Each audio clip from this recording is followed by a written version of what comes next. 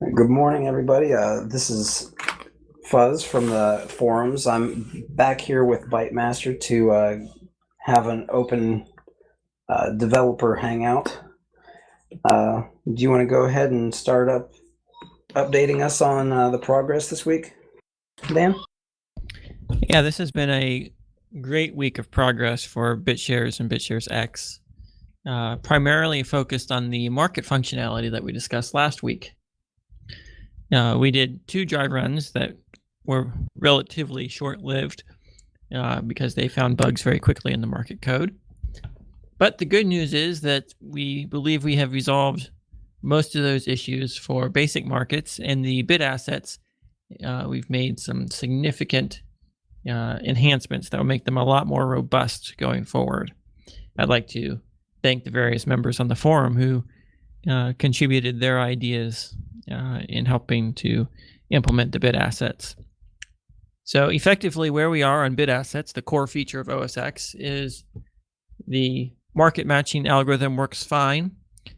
The only thing we have left to do is put some safeguards against certain kind of attacks and price manipulation attempts.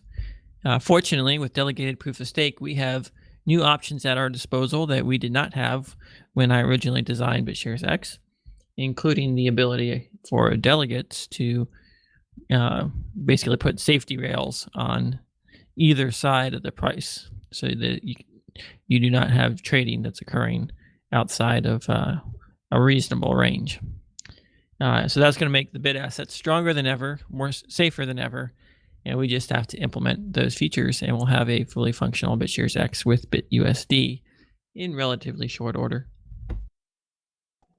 That is really good news.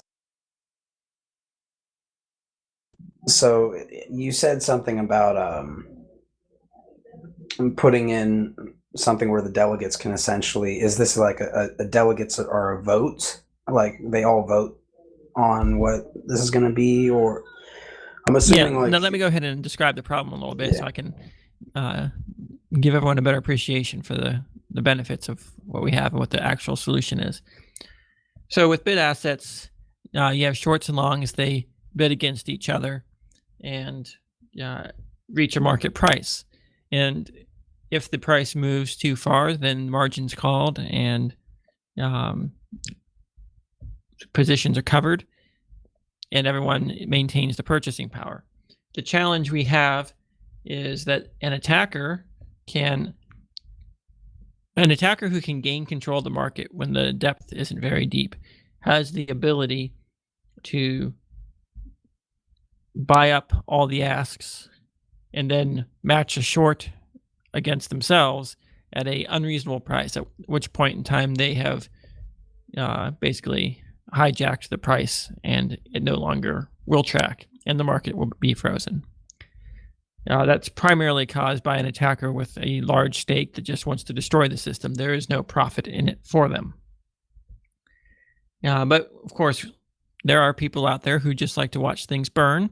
And of course, people who are putting their money into BitUSD on both sides of the market, short and long, would feel better if there were some assurances that things could not get out of hand. So we discussed various options. The first option we have to defend against these attacks is a minimum market depth. If there's not enough trades on both sides of the market, then no orders execute. And we set that to be about 1% of the share supply. So that puts a minimal threshold of attack if someone has a couple percent, 1% to maintain the trades and keep them open, and another percent or so to execute the attack with. But some people weren't happy with that, thinking that someone with 1 or 2% might just want to destroy the system. So we have introduced a new concept, which is that delegates can provide a price feed. Now, the whole point of this BitShares X was supposed to be that we don't need trusted price feeds. Sure. But we're not using the price feed for a trust factor or using the price for anything other than setting limits on when trades will actually occur. So all delegates have that opportunity to produce a feed. The network will take the median of the feed, and that's going to be the central point around which the price will not be allowed to move plus or minus 50%. We're going to provide tools for the delegates to provide the feed. There's several ways they can do it. One, they can just enter the number manually once a day or so. They could connect to an exchange and bring that feed in that way. Or they could just do something like look at the price of BitShares X or the BitAsset market a day ago and basically say, I'm just going to rate limit it, whatever it was a day ago, plus or minus 50% is my data point. There are many different algorithms delegates can choose to employ to keep things in bound. The other thing delegates can do is they can selectively include transactions, and that can be done by whatever metric they want, as long as the shareholders approve of the way they are selectively including transactions. It will keep the order book reasonable. If there is a rapid move in price, then at the very least, the market participants and delegates are checking in on, is it an attack or is it a legitimate market change? It seems a little bit more manual, but it's really just training wheels that should never even come across in normal operation. The real price, the price that people are trading at, is still being decided by the market, and everything else is just to protect the market against attacks. And this is, it's interesting to me because this is, you guys are trying to do here with the decentralized market a lot of stuff, right? And I mean, there are whole teams of people trying to protect and different centralized markets. Well, we could argue that they're not trying to protect them anymore, but you know what I mean? There's a lot of stuff to be thought about. Have you thought about anything like to the effect of giving people recommendations? What, based on the market volume that we have now, it's, because I can see early on, you want to be especially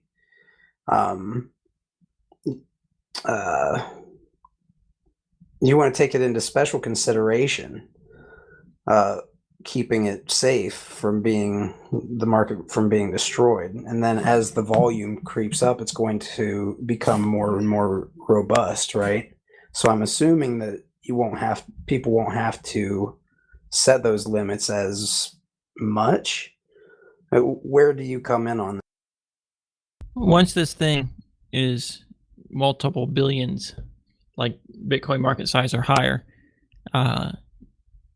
there is going to be so much market activity that an attacker will not be able to affect the network. People have automatic trading bots with their own price feeds that are going to trade anytime they see the price deviate more than a couple percent from the whatever price sources they have. Once all that infrastructure is in place, the market peg will be extremely robust. But when these things are first born, it's like an infant. It doesn't know how to crawl or walk. You have to kind of protect it. So the delegate's job will be to protect it during its growing phase. And will there be like a place where people can go who are wanting to run the delegates to see recommendations on, or are you going to provide them, or is it going to be kind of just like a market, like all the delegates choose which ones and the people choose which delegates they want, and that's how it's figured out? Or that's going to be up for the community to figure out. We just provide the software that allows people to build these systems and gives them the tools they need to make this stuff happen. The exact recommendations will come from other parties. Oh, that's cool. So essentially, if somebody out there is like a real big silver and gold day trader or something like that, they could probably offer a lot of value during this period in time. That is correct. Not only on our system, but anyone who's an Austrian economist or a script writer or a centralized exchange even can benefit from providing recommendations. I guess this would be another good time. I want to, if you guys don't mind, I really want to let everybody know if there are other people, who want to listen to this from the community or elsewhere, you at BitShares are essentially, it seems like you're coming up with like a tipping operation where you tip the people who are consistently trying to add something to the ecosystem. This seems like it might be a good time, if you're willing to talk a little bit about it so people can be aware of it, because like you said, there are going to be people doing this stuff. Are you guys going to be offering any tips along the way during, like, with relation to some of this stuff? We offer our opinions on everything most of the time. So our whole ecosystem is based around social consensus upon trust between all individual members and the rest of society to do honorable things and to recognize those who made things possible on a voluntary, non-binding, entirely tip or gift or promotional basis. And that is the entire basis of our entire ecosystem. So essentially, you guys are, in the beginning, you said you offer your advice, and that's kind of not the tip that I was talking about. I was actually talking about the tipping and the PTS. And right. Well, we recommend people airdrop to a large initial user base that is going to support your currency, particularly those who have, quote unquote, earned it for their support of making it possible, and tend to avoid rewarding those who have done nothing or giving people something for nothing. There's a lot of people out there who have contributed a lot of blood, sweat, tears, and money to make all this stuff happen. And those are the people you want to reward when you launch a new DAC based upon our technology, based upon our free software. So we give back to the community by producing open source software. Other companies like DAC SUN LIMITED will take our open source software and release stuff and support it and be the official voice for different DACs. And that is what we want to facilitate. So we are working with many different partners. We have Follow My Vote, who will be releasing a DAC sometime in the next month or two. And we have BitShares X being released by DAC SUN LIMITED. And we've got several others along the way, DNS and Lotto, being produced by two others. So these things are happening, and all these players are trying to figure out how to build a large initial group of supporters by giving away their initial allocation. The advice we give people at such as Follow My Vote is that you don't want to give the developers more than a third, or they'll be seen as a potential attacker of the system. And everyone needs a large initial user base to get started, and the broader that base is, the better for getting some support early on.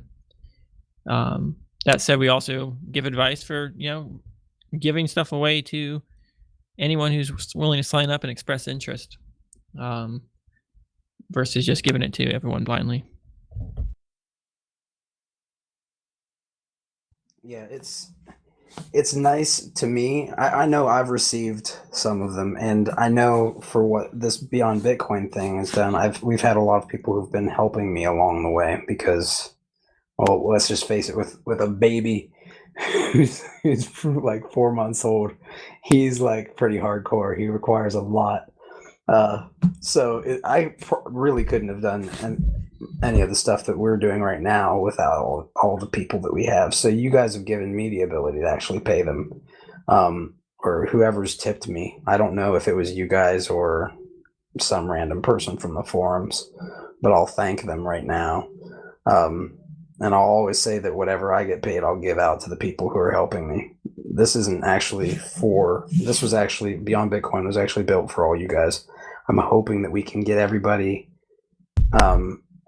the ability to amplify their voices and find a way that we can prove to people that honoring the BitShares and PTS and AGS investors or donators for the AGS is actually not a bad idea, because there are people who actually care about this beyond just being honored with tokens. And you guys make it here on a weekly basis, so thank you for that. I can say that on my side. So, but as far as the share dropping goes, with that said, does anybody have any questions for Bytemaster?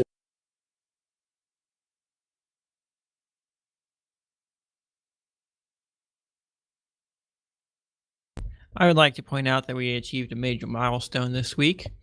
PTS has finally surpassed Mastercoin and has done so for several days running. Yeah, I actually saw somebody, I forget who posted it, but they said something about PTS was going to be going up in price, that they felt that PTS was going to be going up in price. And I'm actually watching this because I think PTS is going to gain a big boost from BTS coming out, but I guess we'll see. This isn't, one thing I've noticed is I'm not a very good day trader. Well, now that AGS is over, that ended yesterday. Yeah, it was nice to see the last minute people trying to get in under the wire. Yeah, I know one of the guys who got in last minute. It always happens, man. He was rushing to sign up with Coinbase, and they told him it was going to take him till the end of the week, so he had to borrow some Bitcoin from some people. And we were there from the beginning, fellas. Snail's wanting to know a little bit about DAC SUN LIMITED. I can't speak on their behalf, so I agree they need to make a more public statement, but I think they want to be really careful about what they say when they say it.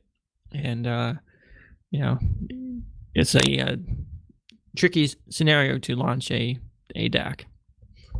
Well, and is that because of like jurisdictional challenges, like where they're located, or is it because, you know, what is the reasoning behind them being careful? They just want to, they want to make sure that they've got everything figured out before they say too much. But the guys that are working on it are good guys, and they're doing good work and making stuff happen. So I think you're going to see a lot out of DAC SUN LIMITED in the month ahead. Cool.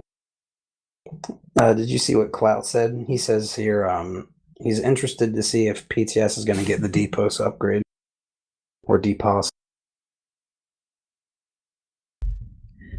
Nikolai and I have been, Nikolai's noticed toast on the forum.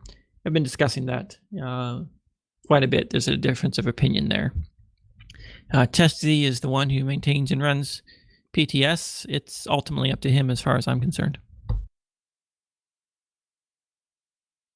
So you guys aren't sure if it's going to ever go to DPOS, or can you give us like frame the conversation, just like give us a general Sure. As far as I'm concerned, PTS is this cryptocurrency that's out there doing its own thing.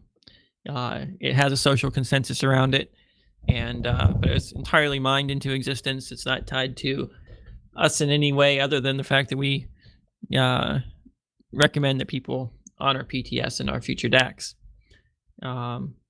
So TestZ is the one who's maintaining it. He decides when to upgrade, how to upgrade, and what to do. There are several things that are possible. One is to launch an entirely new DPOS chain dedicated to PTS. The other is to issue PTS on the BitShares X chain as a user-issued asset and distribute it to everyone. Or the other is to just fix the mining algorithm or the difficulty adjustment algorithm on PTS and let it live its natural life as a Bitcoin clone. Interesting. The benefits to leaving PTS as is that it's already integrated with the exchange and a bunch of third-party tools, whereas the DPOS systems are not well integrated into existing infrastructure. So upgrading it to DPOS, whether on its own chain or on the BTSX chain, is probably would have to wait until some of these third parties can get around to integrating with us. So over time, it's probably going to become easier and easier for this transition to actually happen, which might actually make it happen. But it's up to him. It's up to him. We don't want to run the PTS currency. Gotcha. It'll be interesting to see where it goes, because I know there's been a lot of heated discussion at times from community members about potential ways of working with PTS. I think we're going to see a major shift as people start to play with BitShares X and see how easy it is to use compared to the other cryptos. I tend to agree with you. It looks like we have quite the crew on here today. Nice to see your user base growing. Thank you. And thank you to anybody who invites people. And like I said, I'll talk about it offline a little bit, but I do love people bringing on friends and stuff like that. So even if they're like, I've brought on people in the past who know nothing about crypto for all you guys to talk to, and I intend on continuing to do it, because one person at a time is better than no people at a time. Are any of the new people from Salt Lake? I sent out an email, a notification to the Salt Lake Bitcoin community. I wonder if anyone's on here from that. No, but what do you guys think about possible ways to bring more people here to talk to Bytemaster and the BitShares crew? Like, are there any things that you guys have seen that might be worth trying to get the word out a little bit more? Yeah, I just started promoting it in the local Bitcoin community. I should have started earlier in the week. The first notification I gave out was last night, but yeah, I'm going to, every chance I get, promote it there to pull some more people from the Salt Lake Bitcoin community. Gotcha. Well, I'll be reaching out to the local meetups and everything as well. Yeah, that'd be good. I know there's a place called Meetup. I think it's meetup.com or something, where you can set up your meetups and tell people where the locations are, but you could probably actually even alter the meetup location to say that it's online and here, and direct somebody to a link with the details. But we'll be working on that stuff a little bit at a time. I'm just hoping that it helps you guys, so I appreciate you being thankful about it, Bytemaster. So DAC SUN Limited has given me the opportunity to give you guys some inside knowledge about what's going on with them. Yummy. Please do. They have a pre-release version of BitShares X, the final chain, up and running that you can download from their GitHub repository. So you can actually run it and play with it? It's the real chain, just before the public release date. Oh. Well, that's going to be nice. So will we be able to trade our shares? Was that chain seeded with our founding shares and stuff like that? It's the official chain with the official balances. So I'll be able to install the wallet and then access and use my private keys to use those funds? Exactly. Got to get started figuring out that. Yeah. So basically, if I go in and start trading this stuff, is there a chance that this chain's going to be abandoned and tell me how that process works to migrate? In other words, this is a sort of alpha release, right? If this screws up or there's some critical bug and someone steals everyone's funds, walk me through some of that. This release is based on a version of our code that does not have short and long enabled. It allows market trading on user-issued assets, but I believe their plan is to hard fork when we've got the rest of the market functionality tested and implemented. So we will be running a new dry run. The last 2 dry runs with market functionality revealed a lot of things. We have fixed some of it, but the rest of it was probably going to take a little bit longer than DAC SUN Limited wanted to wait to get something out there. So we could literally, some Friday night, just all set it up and start trading stuff together. Yeah. Right now, you could download it and get your BTS X. Man, the gentleman who had to borrow Bitcoin, if he would have known that, maybe he would have had some available. Well, he was too late. He didn't get in before February 28th. So he's betting on everything else. Yeah. That's the hard part. When there's been a lot of buzz around everything else, but you guys really took your time, man, and like really worked hard behind the scenes. And some of us really knew that was what was going on behind the scenes. So it was really like, I almost feel like bad for the people who didn't who didn't understand that, because it seems like everything's coming together so well. Out of curiosity, and this is kind of off topic, but does anybody know who Eric Voorhees is? Yes. Can you tell me who he is? Because he just followed Beyond Bitcoin on Twitter. He's got a lot of followers. I haven't had a chance to look him up. I know the name. I'm trying to place it. Yeah, me too. His name sounds so familiar, but I can't place it.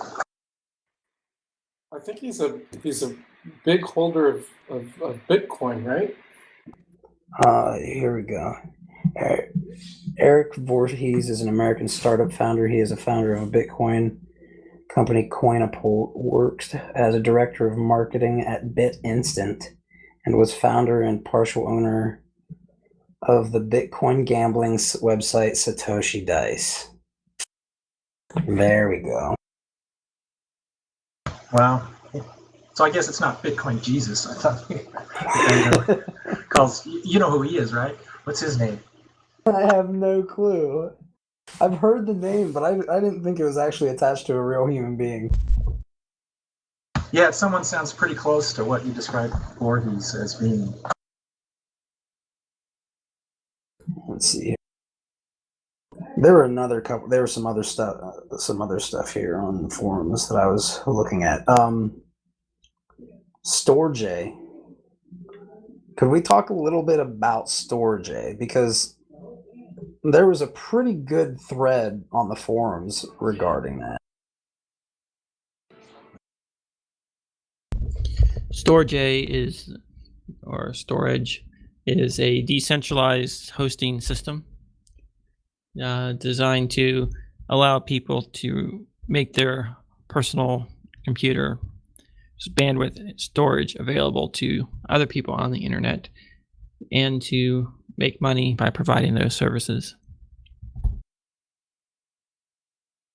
Well, it seemed like there were a lot of people saying like there are a lot of problems in this sector and not many solutions. Was one that I remember a lot with regard to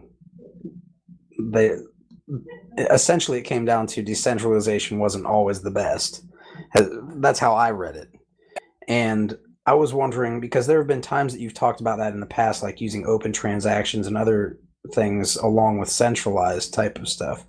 Because as you've described it, and tell me if I'm wrong, please, but it's not necessarily making something as decentralized as possible, like as decentralized as possible at the behest of other like functionalities and efficiencies. I'll say it this way: decentralization is a tactic. It is a tactic designed to make things robust against failure, and failure can come from many sources. Natural disasters to wars to government crackdown. All of these things are ways that centralized systems can be attacked and fail. And so you want to have some redundancy and division of responsibility. And the other way centralized systems can fail is if there's too much trust put in them. So it can fail for corruption. So the real goal is to identify what are the problems with today's centralized solutions and how to fix those problems. So we can fix a lot of the corruption with cryptography and centralized and public ledgers. So just by making things transparent and based on cryptography, we eliminate most things. After that, all you need is a little bit of redundancy, and you're robust against almost all types of failures. So none of those things depend upon decentralization and peer-to-peer, like complete everyone's home computer is running it. I think that is not the way things are going to go in the future, and it's not even desirable from an economics perspective. The end user, the people that we want to use our systems, have to pay for the decentralization, and it doesn't give them any benefit unless there's some threat that would prevent them from using it unless it was that decentralized. So I kind of look at decentralization as the price premium you put on something in response to government regulatory risks. Interesting.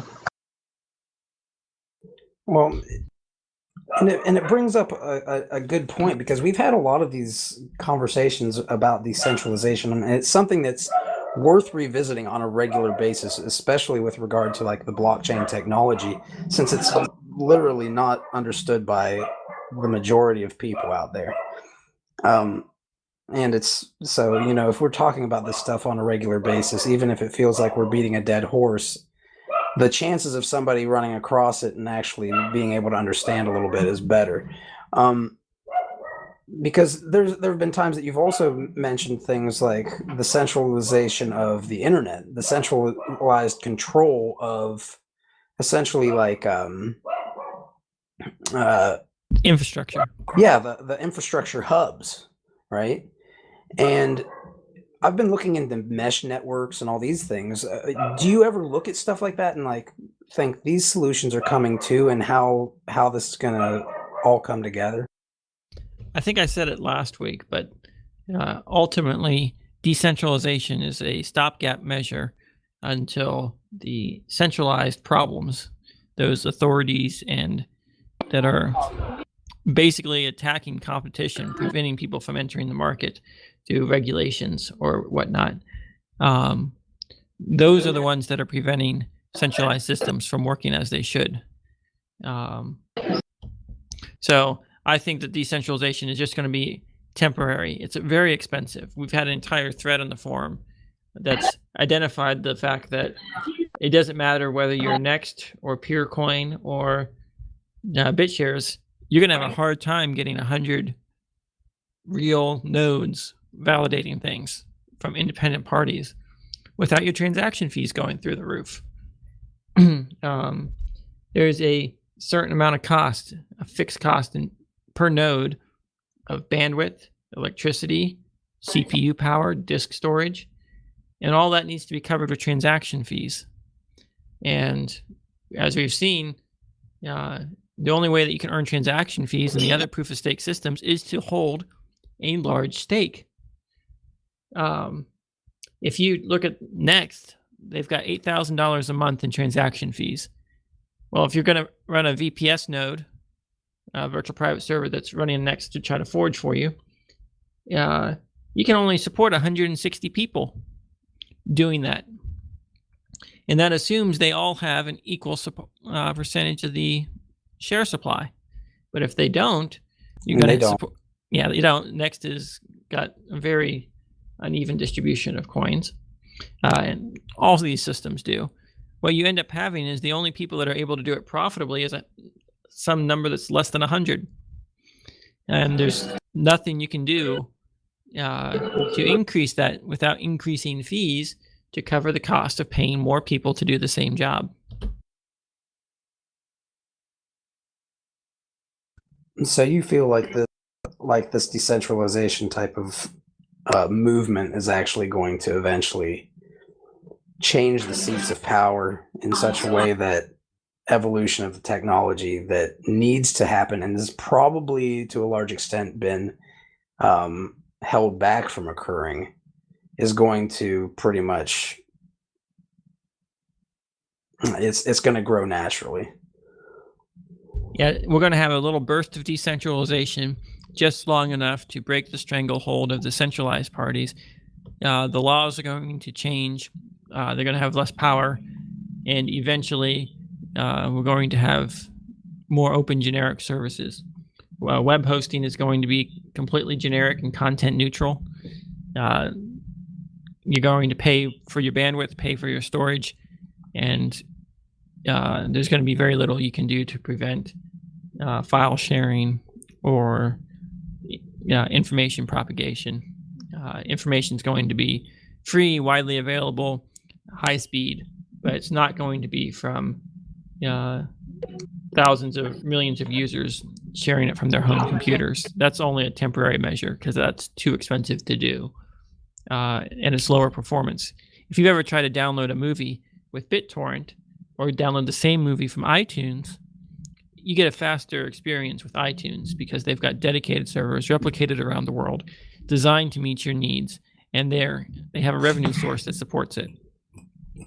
But there's just lookup times and other issues that make the cost of getting that same service from 1,000 different people much higher. That makes sense. Now, I'll admit, when I started out on this, I was all about decentralization is the solution to everything. We should decentralize everything. The Invictus motto was decentralized solutions, decentralized problems. But along the way, I realized that decentralization is just a tactic to get at what we really want, which is our freedom. So it's essentially another tool in our toolbox. It's a tool. It's an expensive tool to use, but sometimes it's the only tool that we can use. Go ahead, Brent. I saw you talking, man. I'm sorry. Yeah, I just posted a question. I was kind of interested in the text there. I'm interested in, wondered if anyone else is interested in having Dan walk us through a little bit more details of how we could install the new DAC SUN LIMITED repository, how we get access, the steps we need to take to get access to our Angel and ProtoShare coins on that blockchain, and how and if or how those might transfer to future forks and all that kind of stuff. A lot of those questions I actually can't give you answers to. I know that we have people working on tutorials on how to do these things. Bottom line, you download it, you create an account on the system, and then you go to the advanced tab and you say import wallet. You put in your Bitcoin wallet path and the password for your wallet and click import, and your balance will be there. But there's going to be tutorials when the official release comes out. There's going to be a lot more information. There's going to be tutorials and answers to all your questions about what the share is going to be honored and so on and so forth. But that's a lot of that's up to DAC SUN LIMITED.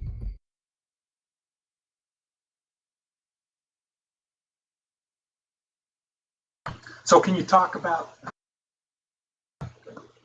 can you hear me? Yeah. So can you talk about a little bit, so if we go through that, we import a wallet, we get access to our Angel Share Bitcoin BitShares on that new blockchain, will that become anything in the future? Is that just sort of play money? I mean, how will that relate to the, and tell me what happens when the official release comes out. Will this be the same chain, or will this be a fork, or how does all that work? The only difference between what you see now and the official release is that the marketing and web presence will be ready for the average user. Right now, it's available for anyone who can handle a download link and run it and can ask questions on the forum. Right, but I've got my Angel shares now, so I can access my chains on that blockchain that's out there running, and I can trade them and sell them and stuff like that. So if I trade 10 of my BTS X's on there, does that mean when the new chain comes out, I won't have those 10 BTS X's? There is not going to be a new chain. This chain will, this is a chain it's going to live on, supported by DAC SUN Limited. So this is a real chain. This is not a dry run. Oh, okay, yeah, that's the kind of information. So what happens if there is some kind of defect found that requires a real hard fork? Walk me through how that process works. It works the same way it works in all the other cryptocurrencies. Major stakeholders get together, they agree to upgrade the software, they issue a patch, and the chain moves on. So this is the live chain. Then we can start buying more shares on this chain and trading for those, and start collecting and amassing our fortune that will soon be a big fortune. I believe DAC SUN Limited is working to get the exchanges to integrate this chain with them. So yes, this is going to be one that allows you to deposit and withdraw BTS X from the exchanges. Santa Claus has arrived. It does feel that way a little bit, doesn't it? It's been a long time coming. How does it feel? Well, let's just sit here and ask you, for once, how does it feel knowing that you're this close now? And does anyone want to sell me their shares on this? TSXs on this? I suppose there's probably going to be a lot of trading threads on the forums, people trying to buy and sell. Yeah, I want to get involved with that. At what point are you guys going to sit down with champagne, Bytemaster? When BitUSD is out and tracking for any length of time. Oh, I think it tracked, guys. I think it tracked. All right, so at least a week of solid market peg. Well, any reason to open up a bottle of bubbly, man. But it's kind of interesting looking at how the market is valuing various systems. From everything I've seen, Counterparty is superior to Mastercoin, and yet Mastercoin is valued higher than Counterparty. Yeah, I haven't understood those things. And that's, to me, I think that it's just because a function of there's not a whole lot of liquidity. There's not a whole lot of people who, there is in this market, but there's not a whole lot of players yet. So I don't know. I think that whales can kind of keep those things afloat by buying and selling their own stuff, right? It's hard to buy and sell your own stuff. You've got to actually bring money to the table. So you really think it's a genuine valuation? Well, there's very low volume. Counterparty's got 5,000 a day, and Mastercoin has 8,000. PTS isn't much higher right now. We're at 12,000. And there are some things that are valued lower, like this Monroe coin that sits between Mastercoin and Counterparty. It's got 174,000 volume. So it looks like a lot of these things, there aren't a lot of people actually trading, a lot of buy and hold type positions. So it's a little interesting, especially when you look at it and you see that Maidsafe coin is number 8 right now, and it's got 53,000 volume, and that is actually traded on the Mastercoin network. So it's worth more than the base network it's running on, which is really fascinating. Yeah, that is fascinating. So right now, BitShares X, according to the exchanges, is trading up around number 5 with a market cap of 42,000 BTC. Yeah, and it's pretty much held around this point all week. I've been watching that. That puts us safely ahead of Dogecoin. And they had a lot of viral community marketing that got them up to where they were. So, and you can see, I mean, Doge hasn't really made any technical. I'm not aware of them doing anything like these other coins are trying to do, like Black Coin is trying to do Black Halo. Feathercoin apparently is going to be trying to come out with their own decentralized exchange. There's a lot of different altcoins out there that are trying to do things that are actually very similar to what you guys have been thinking about doing from the very beginning. It's a race. And everybody thought you were the turtle, but you went the right path. Yeah, it's going to be an exciting fall, that's for sure. Heck yeah. And so Brian is on here now. Stan is on here, but Stan's been on here a lot lately, so that's not a new thing. Brian, do you have a microphone? Or do they not let you talk? He's under a gag order. He's there.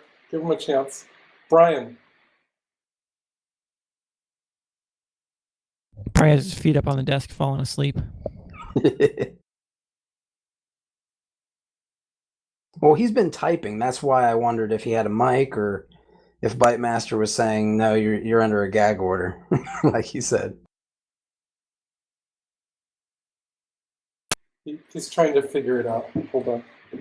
Well, and a lot of people, most of us have actually been on here and we've had moments that have been like this, so it's to be expected. Can you hear me? Yes, we can.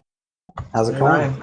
Sorry about that. I think I was in the Skype app talking to Gregory, and didn't realize I didn't have this app highlighted. So, anyways, I'm here. Gotcha. Well, thanks for stopping by and coming in, man. How's everything going over there for you lately? You know, it's been phenomenal. I've been spending a lot of time in Virginia with all the guys and all the devs up there, and I'm very up team and what they've been able to do. And there's kind of a culture forming now, which we never had before, with everybody kind of spread around the world. And Gregory pointed that out. Now we have a distinct culture forming, and there's a lot of 1 + 1 + 1 = 50 kind of thing going on up in Virginia. Heck yeah. So there's like 18 different versions of toast. What's that mean? They're just duplicating. I could really use a few more of him. Yeah. Yeah, Toast and I think we finally made up. We were at odds for a little while, but he's a great guy and he's definitely irreplaceable. Yeah, definitely. We can all bump heads because we generally agree with similar. We're all in the big camp together, like Brent might say.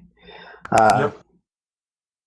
But there are definitely the little camps that we like to hang out in. Yeah, absolutely. It's been great, and one of the things that's been interesting to watch is Daniel get more comfortable in front of the camera and more refined with explaining his message and simply talking about the technology. And so just did a video on DPOS and Titan, just some short video, like 5 minutes each, and they turned out awesome. I mean, they're just very, very clear and succinct, and I'm really enjoying watching that. It's awesome. So Dan looks more than just someone who's so smart you can't understand, but now you can almost understand him. Maybe that's it, or maybe I've just fully caught up with everybody, so now I can understand what he's saying, but the average person, they're still scratch their heads. Well, apparently that's not true in China, but a lot of people apparently understand this stuff over there. Well, that's a large part because of the work that Bo Shen has been doing, and to organize our Chinese community and make all that happen. DAC Unlimited is of course based out of China, so we've got a large base of support there, people that are actually explaining this stuff to the Chinese on a regular basis, whereas the Chinese have no clue what Ethereum or these other 2.0 systems are doing because there's no one to explain it to them. See, and that's we have to say it. We're moving out of a unipolar world. There's going to be a lot more power distributed among other countries in the world, as we can see with the BRICS nations and the alliances that they're forming that are essentially going to rid us, well, of a lot of the dollar's petro standing. So it's real interesting to see how it's going across the world, and China's going to be one of the big ones. I even believe the initial BitShares X wallet released by DAC Unlimited has a Chinese translation right out the box. That's cool.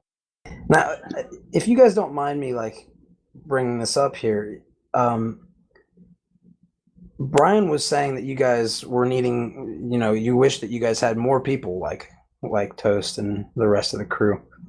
Are you guys still hiring? Are there positions that you guys are looking for? Are you pretty much to the point where you feel like you're at a good place and you would reassess later? Or And what can you say about, whenever you have a startup, people always talk about you have like a 2-year runway before your funding run out. And any insight you can get to that, I'd be interested in hearing that kind of stuff. Do you have plenty of money? Is it kind of scary? How long of a runway do you have? And all that kind of stuff.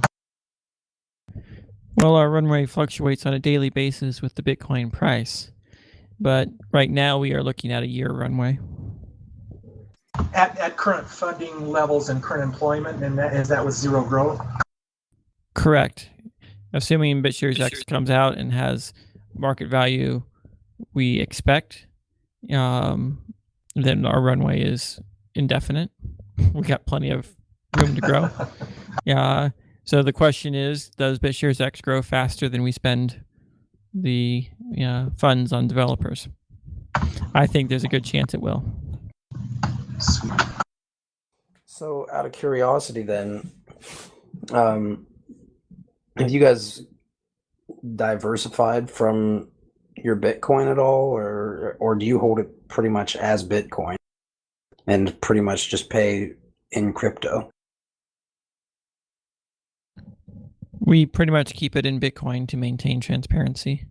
We have some cash reserves for a month or two, but otherwise people who have given to us are interested in having a stake in the cryptocurrency world. So we figure that we should grow with that. I think there'd be a lot of complaints if we diversified into dollars and then Bitcoin went up 10x and all the competitors who were in Bitcoin got a huge source of funding and we got left behind.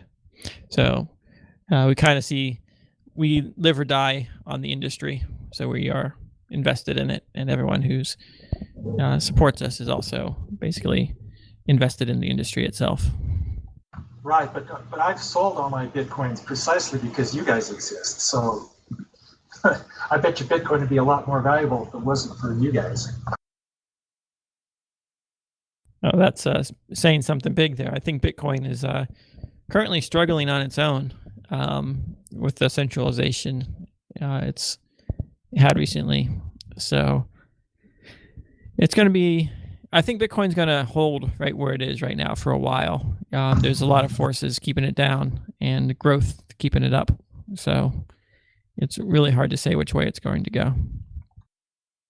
Yeah, but we're all here, aren't we? We risk takers and dreamers. Yeah, so the question is, should we sell the Bitcoin we have for BTS X and go all in? That's what I've done. I keep a couple BTC just in case, but I like the other projects in the space, and I think personally that if something happens to Bitcoin, there's going to be a lot of capital that'll go into other cryptos. So I don't see anything wrong with busting open that pinata personally, but that's just my opinion. What do you mean? Oh, go ahead.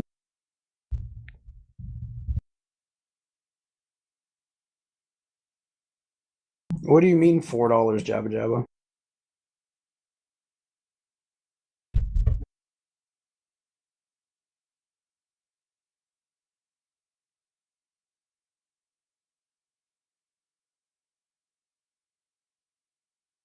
How's that possible?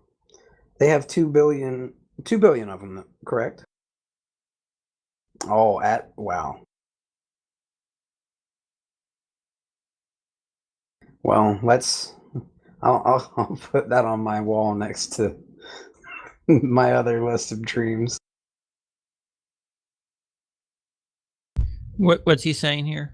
He's saying essentially BTSX, if it had the market cap of BitShares, of Bitcoin, it would be $4 per BitShare.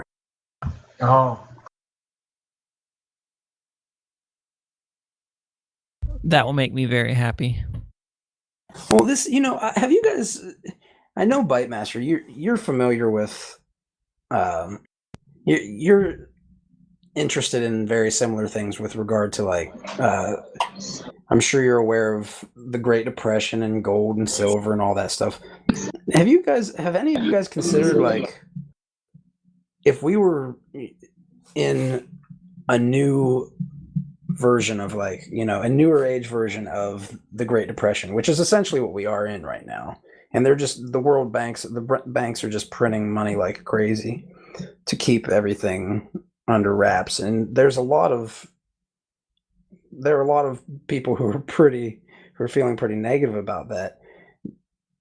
Do you guys see crypto as kind of like one of the new versions of gold and silver for the digital age that can't be confiscated? It seems to me like it's going to potentially be one of those things that back in the Great Depression, if you had gold and silver, you were very happy.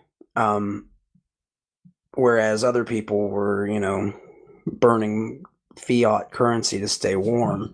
Seems almost like crypto has a lot of the similarities during this depression.